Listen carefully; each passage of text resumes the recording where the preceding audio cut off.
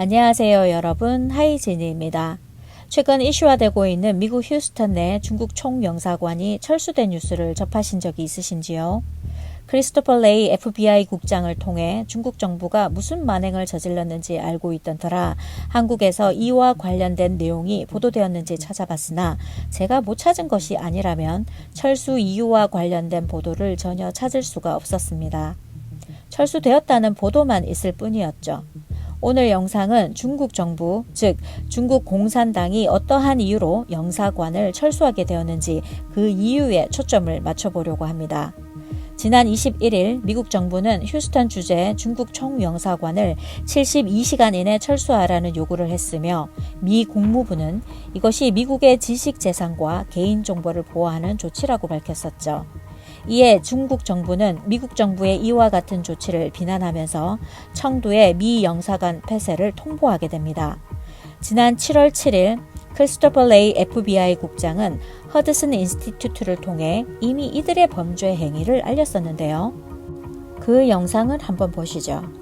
The greatest long-term threat to our nation's information and intellectual property and to our economic vitality is the counterintelligence and economic espionage threat from China. It's a threat to our economic security and by extension to our national security. But if you think these issues are just an intelligence issue or a government problem or a nuisance largely just for big corporations who can largely take care of themselves, you could not be more wrong. If you're an American adult, it is more likely than not that China has stolen your personal data. In 2017, the Chinese military conspired to hack Equifax and made off with the sensitive personal information of 150 million Americans. We're talking nearly half of the American population and most American adults. Before I go on, let me be clear. This is not about the Chinese people, and it's certainly not about Chinese Americans. So when I speak of the threat from China, I mean the government of China and the Chinese Communist Party. To understand this threat and how we must act to respond to it, the American people should remember three things. First, we need to be clear-eyed about the scope of the Chinese government's ambition. China, the Chinese Communist Party, believes it's in a generational fight to surpass our country in economic and technological leadership. Now that's sobering enough, but it's waging that fight not through legitimate innovation, not through fair and lawful competition, and not by giving their citizens the freedom of thought and speech and creativity that we treasure here in the United States. Instead, China is engaged in a whole-of-state effort to become the world's only superpower by any means necessary. The second thing the American people need to understand is that China uses a diverse range of sophisticated techniques, everything from cyber intrusions to corrupting trusted insiders. They've even engaged in outright physical theft, and they've pioneered an expansive approach to stealing innovation through a wide range of actors, including not just Chinese intelligence services, but state-owned enterprises, ostensibly private companies, certain kinds of graduate students and researchers, and a whole variety of other actors working on their behalf. To achieve its goals and surpass America, China recognizes it needs to make leaps in cutting-edge technologies. But the sad fact is that instead of engaging in the hard slog of innovation, China often steals American intellectual property and then uses it to compete against the very American companies it victimized, in effect, cheating twice over.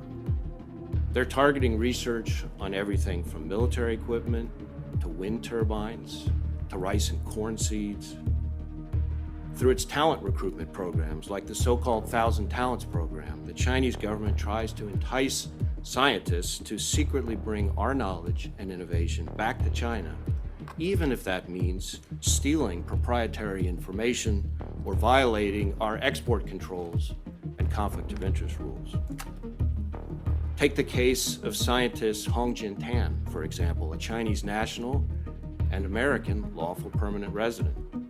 he applied to China's Thousand Talents program and stole more than $1 billion, that's with a B, worth of trade secrets from his former employer, an Oklahoma-based petroleum company, and got caught. A few months ago, he was convicted and sent to prison. Or there's the case of Shan Shi, a Texas-based scientist, also sentenced to prison earlier this year. She stole trade secrets regarding syntactic foam, an important naval technology used in submarines. She, too, had applied to China's Thousand Talents program. He did this on behalf of Chinese state-owned enterprises, which ultimately planned to put the American company out of business and take over the market. In one of the more galling and egregious aspects of the scheme, the conspirators actually patented in China the very manufacturing process they'd stolen, and then offered their victim American company a joint venture using its own stolen technology.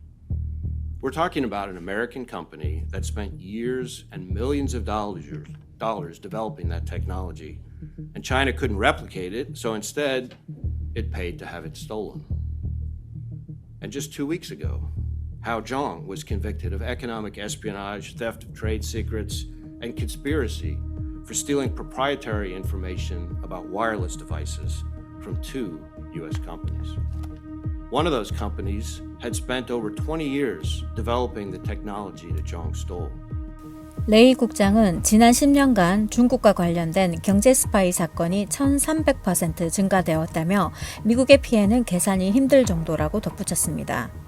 또한 국장은 중국 정부가 꾸준하게 개인 정보를 훔쳐왔다고 전했는데 바로 3대 소비자 신용보고 기관 중 하나인 에키팩스를 해킹하고 8천만 명의 정보가 있는 보험회사 자료를 훔치며 2100만 명의 정보가 있는 OPN 미국 연방인사관리처 자료를 훔쳤다고 전했습니다.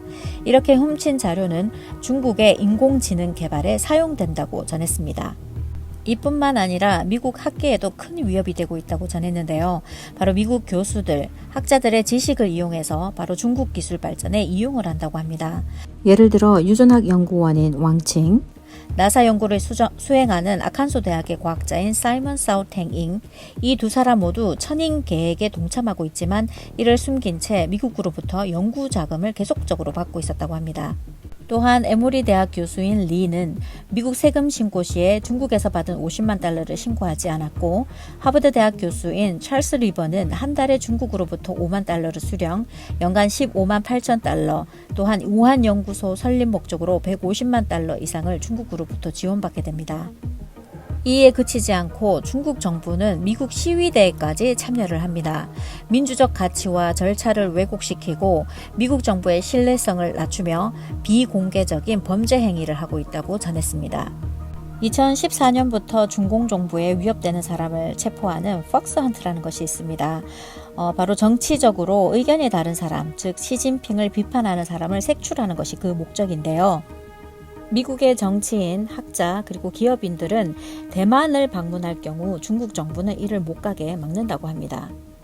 또한 국장은 중국에서 사업하는 미국 기업 내에 중국 정부가 공산당 투입을 요구한다고 전했습니다.